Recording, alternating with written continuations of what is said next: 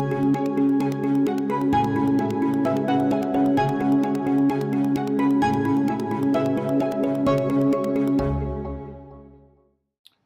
Gr10s, welcome.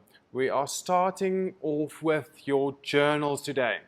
But let's quickly go back. Remember this year we already covered your informal businesses and your formal businesses. We looked at how informal businesses keep records and also how the formal businesses need to keep records. Now we are going to now focus on formal businesses. We're going to look at the sole trader. A sole trader, a one-man show, a business that has only one owner. Now, what do we need to do? We need to look at the accounting cycle just quickly. Remember, we covered this in detail last week. So, the accounting cycle will have your source document firstly after the transaction. You fill in the source document, you give it to the client. Another thing, after this source document was issued, we have to take all these source documents to a journal. And we will look at especially the cash receipts, cash payments, and your petty cash journals today. What do we do after we've placed in all the source documents in these journals? We need to total the journal, and then we need to transfer the totals and the amounts to your general ledger. And after that, we'll do a trial balance, and then we'll complete the income statement and balance sheet. But that's only for term 3. So let's look at the key words for the cash receipts journal of the sole trader. So I gave you a few transactions. We'll look at these transactions now. As you can see, the cash receipts journal will have a CRJ as abbreviation. There it is. So we're going to do the CRJ now. So what is the CRJ? What do we need to remember? The CRJ has got 2 source documents that we will use. We will use the duplicate receipt. Remember, the original receipt will be issued to the person paying the business. And then we'll have the cash register tape or the cash register roll. Remember what I said, that is that duplicate receipt roll in the till that you can't see. The till, the slip will be pulled off and given to you, but the duplicate will be in the back of that machine running so that we have record of every sale. So let's jump into these transactions and see how I can complete the CRJ very easily. So the very first one is given. It's the first, and Iletu N started his business, so it's a male owner, by depositing the 100,000 Rand in the current account. Issue receipt number 0 R01. Now, remember, we have the big 5. We have receipt number, that's number 1. We have the date. We have who paid the business the money. So who gave the business money? Then the amount. We have the amount, it's 100,000. And then, why did the business now receive this money? What's the reason for the receipt? And that's your big 5. Now let's go and see how I'll place this into the journal. Let's go look at the journal. I already completed this one for you. So we have the cash receipts journal, and there we have number 1, receipt number R01. The date will be number 2. Do you see my second one? And then the owner gave the money. There's the owner. And then bank went up. That's the amount we received. And then we have capital, which is number 5. So this is the reason for the receipt. Now remember, let's quickly look at this column here, the analysis of receipts, this one. What does that mean? The analysis of receipts will be when the business receives money, we need to count that money. Now, think of this, a big supermarket. Will that supermarket run to the bank every single time they receive money? And the answer is no, they won't run to the bank every time. Imagine the cashier sitting there getting money, running to the bank, getting money. It's going to be chaos. So what will businesses like these do? They will receive all the money during the day and then bank it on the very last day. So let's continue with the next one. We have our second transaction. Let's look at that one.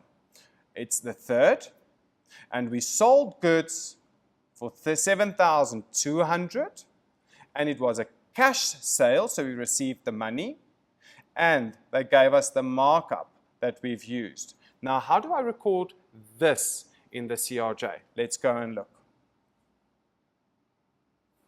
So here's my CRJ. We have again an example. The cash register tape will be used. Why will I use a cash register tape? Let's think of this. You go to the supermarket, you go and buy things.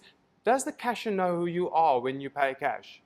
No. Do they really care? No, because you pay for your goods, you leave, so we don't really care, right? You get what you want, you give them what they want, so you give them the money, you take the goods, everybody's happy. So let's look at how to record it now. We have the cash register tape, and again, we have number 1 there. Then we have the day, which is 2. The third thing is we can write here sales. Why do I use the word sales? Because we don't have the person's name here. So if we don't have the person's name, write sales, and that's the only transaction for the day. So we'll count the money and then draw a nice line like I've drawn there, and then we take it to the bank. And now remember, we had a sale, but now that's your big 5. So we have your amount as number 4 and your sales as number 5, because that's why we received the money. But now I have this thing. Sales is always married. When we sell goods, sales is married to cost of sales. So cost of sales will always be there when we have a sale. So in this case, we'll have 6 things to remember. But remember, sales will always have a cost of sale, and cost of sales is married to trading stock. So whatever we sold, what did we sell? We sold trading stock, and we bought it at the cost price. So if you work it out, you would have received the amount and worked it out to be 3,600. Let's look at the next one. So we have the next one, which is, let's use a nice another color pen. We have the 10th, and we received 5,000 Rand commission from LC wholesalers. But now there's another one here. So what happens here? We have a second receipt for the day. And this receipt will be a cash sale, and we sold 8,000 Rand merchandise. Now guys, don't get confused. We sold still 8,000 Rand. So this 8,000 Rand is my selling price. What markup does this company or business use? They use the 100%. So if I give it to you at the top, you need to remember that 100% and use it throughout your question. So let's go and see how to enter it in the CRJ. So we have receipt number 2. And now you can see I threw away the 0. This will still be acceptable because we have receipt 02, receipt 2, it's the same thing. So that's my number 1. Then I have my date. I have LC wholesalers, and they gave me an amount of 5,000. Now we counted this money, right? We received this money, we're counting the money, so we have 5,000 Rand. But now, remember, what is the reason for this receipt? We had commission, income, as you can see. So we have 1, 2, 3, 4, and 5 entries for this line. But now remember, on the same day, we had a sale. So we have the CRT, the cash register tape. You can write here the 10th, or you can leave it open. It does not matter because it's the same day. What did we do? We had a sale. We sold for 8,000. And now, remember, we had a sale of 8,000, and half of that, because our markup is 100%, we have 4,000 Rand as the cost of sales. But now, remember, what did we receive today? What did we receive? We received the 5,000 and we received the 8,000. And that together would give you the 13,000. Now, I'm hoping that you understand this in good detail because I'm going to leave you with the last 2 transactions. Let's read them together. On the 15th, we received 2,500 Rand for rent income from P. Smith, and we sold goods for cash 1,000 Rand. The cost price is 100% because we used the normal markup. I'm giving you 2 minutes to complete the 2 transactions.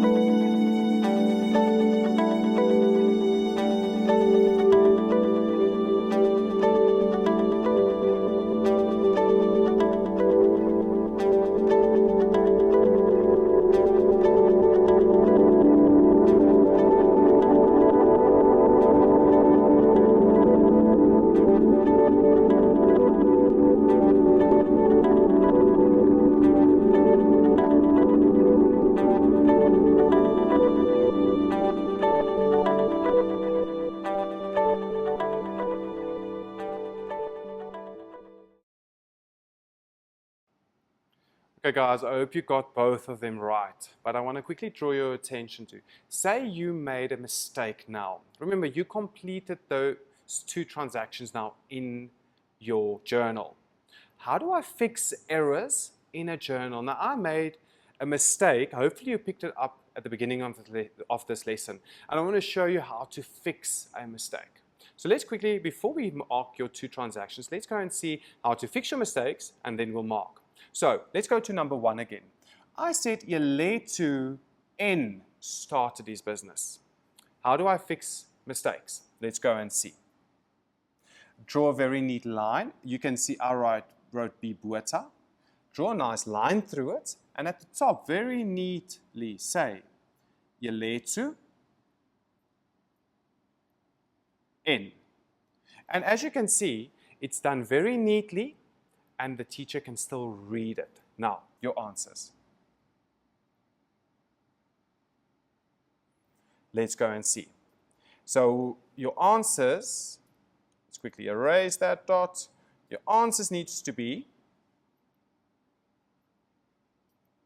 your receipt number R3 on the 15th. P. Smith paid me. They paid me 1,500. And the reason is rent income. And now, what did we do for the next one? We have your cash register tape. The date was still the 15th, so if you wrote nothing, it's fine, but you can write 15 in here as well. Then we have your sales, and what did we receive? 1,000. Now guys, let's quickly stop there. What is the total receipts for the day? You received 1,500. You also received 1,000. So what will I take to the bank at the end of the 15th? Let's go and see. We will take 2,500 Rand to the bank. So again, we added these two. And remember, what is your sales? Your sales remain 1,000. And then your cost of sales will be half of that because we worked it out to the markup of 100%. And there you answered it. What do I do very lastly? I need to total. So let's go and see. Here is my totals. Now, just quickly for your general ledger, how do I complete the totals? Remember, your bank, you received, so bank will be a debit entry. Your sales, it went up. And when your sales go up, remember, sales and income, it will go on the credit side. And our cost of sales, remember, cost of sales also went up, but this is an expense, guys. So the expense needs to go to the debit side. But now, cost of sales is married. Cost of sales is married to trading stock. So this amount needs to also go down on the credit side. And remember, we sold what? We sold trading stock. And then the last ones, capital went up. It went up on the credit side. Commission income, it went up. And it went up on the credit side. And then rent income went up. And it's again on the credit side. All of them incomes, therefore on the credit side. And remember how to fix my errors. I see the error transferred here. Remember to write Gr10 in. And as you can see, it's still very neat, it's still legible, and hopefully you fixed all your errors. If there was, hopefully there were no errors in this journal. See you now.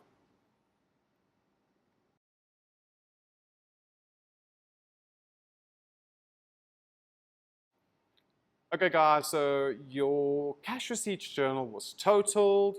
We looked at what happened to your bank. We looked at what happens to sales. Now I want to quickly show you, just as an example, how to transfer these totals into your general ledger. So we'll start from the left. Always, always, always start from the left. Now remember, analysis were not totaled because it's not really an amount. There's no T account for analysis. That's just the way to help you to add up all the receipts for the day and then put it into bank and then total at the end. So the bank is the main one. So let's start at bank. Your bank went up, right? We received money. So let's go and look at the general ledger entry. Here's my bank, and as you can see, your bank went up, and bank is an asset, so it's a plus minus. And we will write the end of the month, which is August the 31st. We will write sundry accounts or total receipts. We'll write in here CRJ because that's the journal we received the total from. Now, this is the total showing at the end of the journal. Now, what happens to your sales? Remember, that's a nominal. Your sales will go up on the credit side. Now, I don't have the nominal accounts now. I'll just refer to them. The next column was cost of sales. Now, this is a nice contra account showing. Cost of sales, an expense. Expenses will be debited. So therefore, your expense goes up on the debit side. But who's married to cost of sales? And I have the account here, your trading stock. So let's look at your trading stock or your trading inventory. Your trading inventory also an asset, so we can mark it as an asset. And remember, assets are plus, minus. But now, if you sold some of this trading stock, what happens to your trading stock? It went down. And the reason for it to go down was you sold, you had a cost of sale. And I received this info from my CRJ. Now, remember now the sundry accounts, they're at the end. We start at the top and move your way down. So your capital was very, very high. It was the first one, and then we had commission income and rent income, and that's how you will transfer the amount. So your capital, the owner gave more money. Your letter gave more money to the business. So the company or the sole trader received more capital. So what happens in the sole trader's T account now? Capital goes up on the credit side. And why did it go up? We as business received 100,000 and the info we received was from the CRJ. And that's how you complete your general ledger. Now let's go to the CPJ, the one that I love. It's the easiest one of all journals, I think. So the CPJ is the cash payments journal. So let's go and look at the abbreviation. Let's go and write it there. So we are going to look at the cash payments journal now. Now the transactions to the CPJ and the general ledger will now be done. But now, guys, know that we have new transactions in grade 10. Stuff that you didn't cover in grade 8 and 9. Now, let's quickly go through a few of these. The very first one will be your carriage on purchases. And I gave you a nice note here. Carriage on purchases is paid to transport goods we have bought. It increases the cost of the goods. It will therefore be added to the trading stock account. So, if I go to, say, a bed shop and I buy a new bed, the bed is costing you 4,000 Rand. Now, this bed is still at the bed shop, so you are paying them 4,000 Rand, but did you get the bed at home yet? And the answer is no. Now you need to make a plan to get the bed at home. So you will have to probably get a transport company to get the bed for you at home. So you will now get a transport company and you will pay them, let's say, 500 Rand for the transportation of the bed. How much, in fact, did you now pay for this bed? Only 4,000 or 4,500 or 500? The answer will be 4,500. Remember, that is the cost that you incurred to get the bed at home. And that's now your bed that you can use. Same thing with a business. When a sole trader buys any trading stock, if there's a transport cost, when they buy, the goods will go up. So trading stock will be more valuable in the books of the sole trader. Another one, we have carriage on sales now. Now, carriage on sales, it is paid to deliver goods sold to customers. And this will be an expense account and it will be shown separately. So be careful. If you have carriage on sales, it's an expense. It's maybe a service your business renders to maybe attract more clients and customers. So be very careful and be sure it's carriage on purchases. That's when the business buys. That's an expense of trading stock. The carriage on sales will be an extra expense. But if you don't want to do it for free, guys, you can also build it into your costing system and say, the debtor needs to pay me or they need to pay for this as an extra. So it will be maybe a fee income for the business. Let's look at a few more. We have bank charges. When items like service fees, credit card levies, the internet fees, and deposit fees appear on the statement, all payments are to the bank as bank charges. So what do I say there?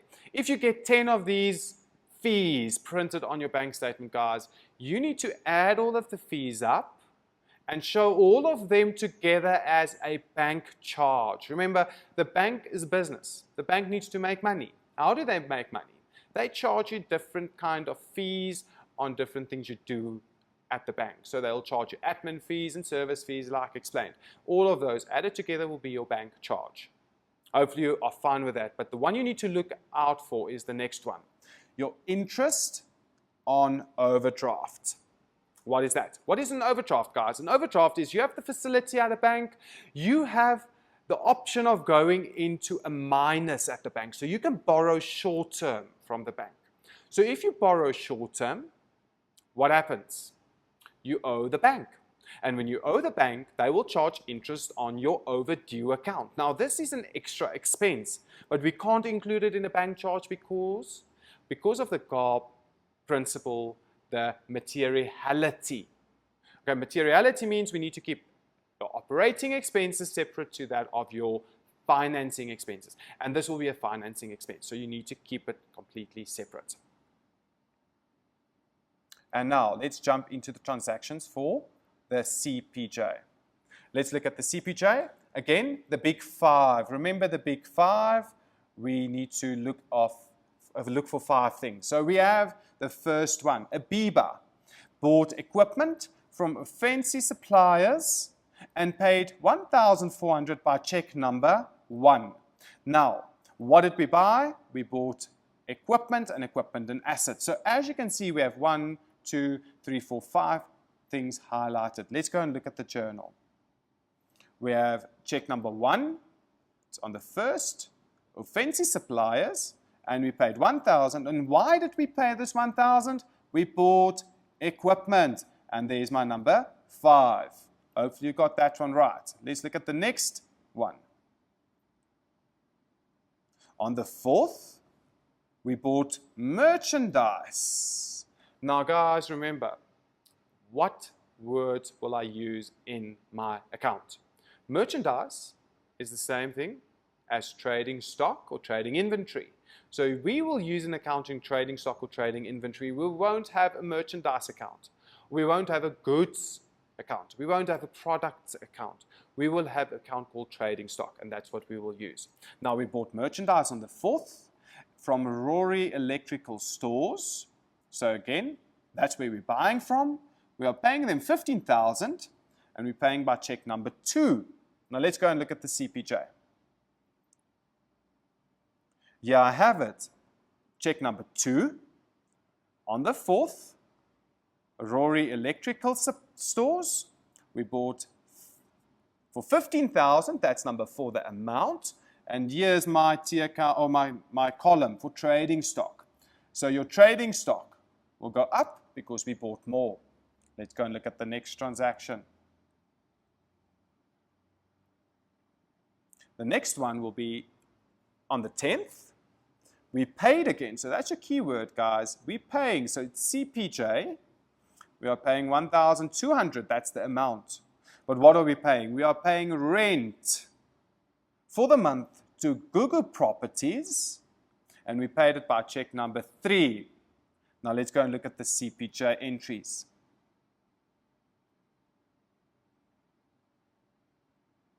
Here it is. I have check number 3. We have it on the 10th. Google Properties, number 3. Your 4th thing, the amount. Remember, you paid 1,200. And then you paid 1,200 for what? The rent expense. Now, just to stop there, remember, if you don't have a column, so here's a column for wages, a column for trading stock. For any other expense or asset that you purchased, you will use the sundry accounts. Why the sundry accounts? The sundry accounts are there for all the accounts that we don't use every single day. So remember that. Let's go and look at one more transaction. So now I have on the 15th, I paid Tabo Transporters. So that's who I'm paying again. Paying means CPJ. For transporting the goods to the shop. And check number 4, and I'm paying 5,200. So let's go and see how to record this one. Hopefully you paid attention and you know that check number 4, that's easy. It's on the 15th and Tabo Transporters. But now the amount is 5,200.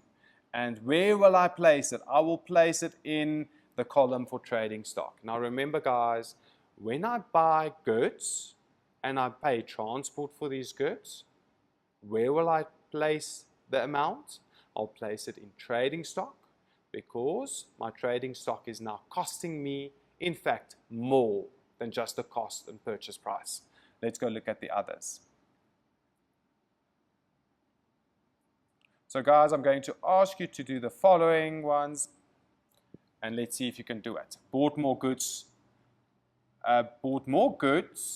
from Rory Electrical Stores and paid 5,000 Rand by check number 5.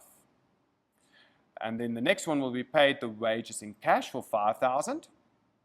And then on the 27th, the bank statement from GoBank revealed the following charges: service charges 40 Rand, internet banking fee of 55, and interest on overdraft 120, and the very last one, a deposit fee of 25.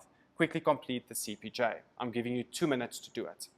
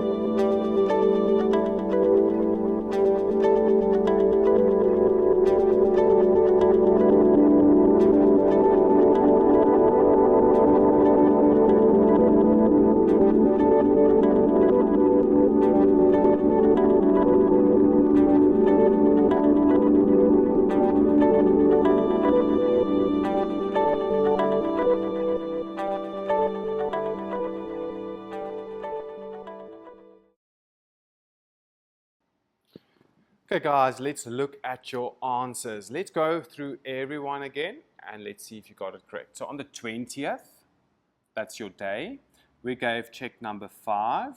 We bought from Rory Electrical Stores and we paid 5,000 Rand for goods. So these goods will be going to your trading stock or trading inventory column. And that's your 5 pieces of information you need. Then on the 25th, we paid the wages in cash. So remember, we need to go to the bank and get this money in cash. And this is the amount, the 5,000 Rand, that I'm paying them. But now, the bank statement from GoBank. Now, the bank statement is received from GoBank, so that's who are paying. And we received the information from the bank statement. So your source document will now be your bank statement. We revealed the following charges. Now remember, this is a bank charge. So 40 Rand is a bank charge. Internet banking fee will be a bank charge. And your deposit fee will be a bank charge. So these bank charges, if you add it up, you will see it's 120. Why didn't I add the interest on overdraft? That is not a bank charge. Now guys, I hope you got these right. Let's go and look at the journal now. Hopefully you completed everything very nicely. So, here it is. Let me quickly just fix this for you. There you go. So it's check number 5. It's on the 20th. We have your electrical stores. We have your amount of 5,000 and in inventory. Remember, all the other columns will be left blank. Then we have check number 6 on the 25th. Remember, cash check, we're going to get cash from the bank. We will have 5,000 in your bank column, nothing in your trading inventory, but 5,000 in your wages column, and then nothing in your sundry. What do I do in the end?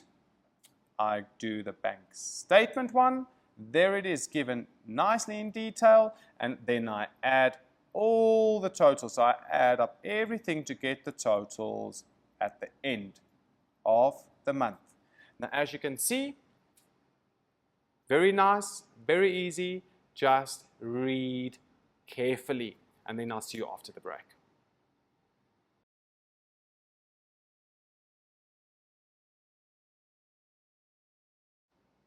Okay guys, you have now balanced the cash payments journal in full. Now remember, we posted all the totals and the amounts in sundry to the general ledger. Now, I would like you to quickly look at this journal, the CPJ. Explain to the friend next to you, how will you post the CPJ to the general ledger? Where do we start? Where do we finish? So let's quickly write that down. We will say number one, where do we start with a posting? Number two, where do we end off with a posting? And then, what accounts will be used? So drop down the accounts. So what accounts will be used? And then the last one, will they go up or will they go down in this instance? So 2 minutes. Quickly do it.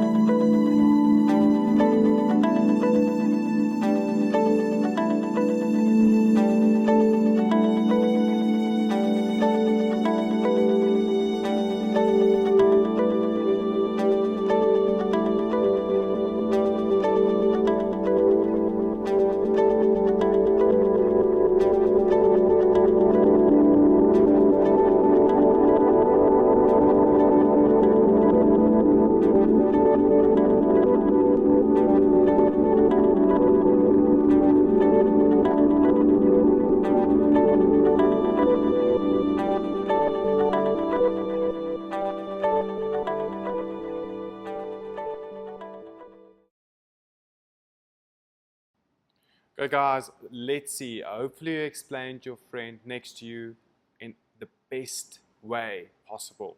Where do we start with the posting? We normally start on the left-hand side, your very first column being bank. So we post bank, then we go on to the next column, which is trading stock, next column, which is wages, then we go to sundry, and then we work from the top, which is all the accounts listed from the top to the bottom until you get there on the 30th, if there's a 30. In our case, we have the 27th, which is interest on overdraft. Now, that is your very first start and your end. Now, what accounts will we use? Again, the headings in your columns. I already mentioned them. Your bank will be your first ledger account. Your trading inventory, your second. Your wages, your third, and so forth. So we'll go on and list all of these accounts because these are the accounts that we will use. Then, will they go up or down? And I'm going to go through them now. Let's go and see. So let's start with your equipment. You bought more equipment, so equipment went up, and equipment is an asset, so equipment will be a plus minus account. And as you can see, we bought equipment on the 1st of March. We bought it through bank, so bank went down. Equipment went up, but that's our contra entry. Remember, for every debit we have a credit. We will use the CPJ as my source, and then I have 1,400 that I've purchased. Now, what happened to trading stock? Trading stock also an asset, and this asset will be a plus minus account. Now, guys, did we buy trading stock? Yes, we bought. So what happened? You used money to buy trading stock, and you've used your CPJ as source, and you've bought 25,200 in total. Now, let's go look at the bank. The bank, also an asset, and that asset will also be a plus minus. But now, what happened? Plus minus meaning my bank went down. So when bank goes down, we use the money. If we use money, we have less, and therefore your asset decreased, and your asset decreased on the credit side. Now remember, all your assets will fall under the balance sheet section. So all your balance sheet sections, these are things that we will maybe end of a year, we'll end the year off with these things, and we will continue next year with the amount we closed off at the end of the previous year. But let's continue. Now we have the nominal entries. So nominal meaning mostly your income and your expenses. Now, what happened here? My wages went up. And why did wages go up? So it's a plus minus account. We paid more. We paid more wages, and we used the CPJ as the source. Now remember, when your expenses go up, what happens to your owner's equity? Your owner's equity will be negative because we have a bigger expense, and with bigger expenses, the owner will lose profit. But let's continue now. Another one, the rent expense. Rent expenses go up. Why did rent expenses go up? Because I paid money, and therefore your owner loses interest, his owner's equity goes down again. The next one, bank charges, also an expense. Expenses are plus minus, and remember, a negative effect on your owner's equity. The last one, interest on overdraft. Also an expense. Remember, it's a financial expense. The expense goes up. Why? Because we paid interest, and because we pay, your owner's equity is negatively affected because your expense went up. And what is my source? All of the time we will use the CPJ as source because that's where we got the information from. Now guys, I trust you got all of these right and you understand fully. Remember the contra account. Just want to explain that in detail today. The contra account means I can't write into this details column interest on overdraft. It doesn't make sense. Interest on overdraft went up. Why? Because we paid money. So if we go and look at the bank went down on the credit side. And why did it go down? Because we used money. Now, let's go look at my next one, the petty cash. We have a petty cash journal. And what is petty cash again? Petty cash will be an asset. So it's more or less like bank. But remember, this petty cash is on our premises. It's in a tin. We use it for small purchases. We keep it safe, maybe in the safe. So remember, this money will be used within the business daily for small purchases. We don't want to write out a check if it's a 10 Rand or 20 Rand check. We would rather go to the shop and use money. So therefore, money we need to start off every month. How do we get that money? We need to go to the bank and get the cash. So how do we get this cash? We write out a check and say, give me 1,000 Rand for the petty cash, for example. Then we have this 1,000 Rand in my hands. I take it back to the business. I keep it in the tin, and then I can use it for small purchases. So petty cash, again, an asset for small purchases. Now, the T account that we're going to quickly look at focuses on the petty cash impressed. Now, what does that mean? The petty cash impressed means whatever I spend this month, I need to go and get this month to start with the same amount every single month. So let's look at this example. Again, petty cash, which is an asset, It's a plus, minus. And as you can see, on the 1st of January, we went to the bank to get money. So we used the CPJ as source, and we got 1,200 Rand. Now I'm telling you, this 1,200 Rand needs to be there every beginning of the month. Every first of every month, we need to have 1,200 in that tin. Now we're going to see how we are going to do it. Now let's see. During the month, I used some of this petty cash. Now if I use this money, I buy small things, I pay maybe a casual wage, maybe the owner takes 20 Rand for himself. What happens to this petty cash? It's getting smaller and smaller, so it's going down, right? So let's look at the T account. When we use it, it's going down, and we can write it in here as total payments. My petty cash journal is now used, and how much did I spend? I've spent 1,129. Now guys, remember, I started off with 1,200. I can't spend more than the 1,200 unless I go to the bank during the month to get more money. But now in this case, we spent less than 1,200. So the money spent was 1,129. So how much do I have left? I have about, 71 Rand left? Now, how much do I need to add back to the 71 Rand to get it back to 1,200? Because what do we need to start with on the 1st of Feb? I need to start with 1,200. So let's go and look at it. I will go back to the bank on the 31st, and I will use the cash payments journal again to get the cash from the bank, and I will go and fetch 1,129. Now, what do? I add the bigger side, and I take it over to the other side, as you can see on the same line, and then I will get my balance. And where do I take the balance? I take it over there, and therefore, do we start with 1, 2 in the next month? For sure. Now, let's go look at a few transactions. Now, the petty cash journal works exactly the same as the cash payments journal because we are still paying. So here are my transactions. It's from Nicholas Traders. Let's go and look at a few. Again, number 2, we purchased postage stamps from the post office. So what are we buying? We are buying stamps, and we pay 20 Rand with voucher number 15. Let's go and look at the petty cash journal. There it is, 15 on the 2nd, post office, petty cash went, remember, down, and therefore postage will go up, the expense is bigger. What did I do next? I'm just going to show them to you. We'll refer back to the info now. The next voucher is on the 16th. The day is the 5th. We bought from Super Stationers. We used 100 Rand, and that 100 Rand was for stationery.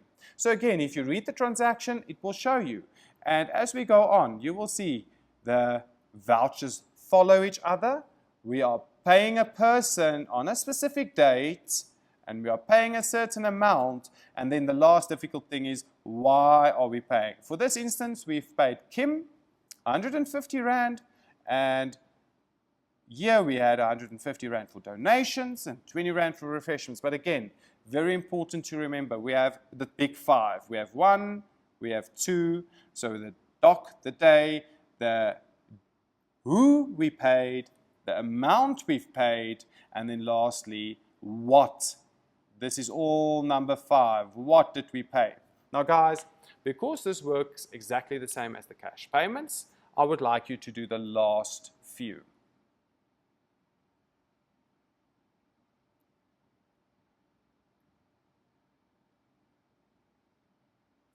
Please complete the last few for me. I'm giving you 1 minute to complete number 14 and number 20. Let's see.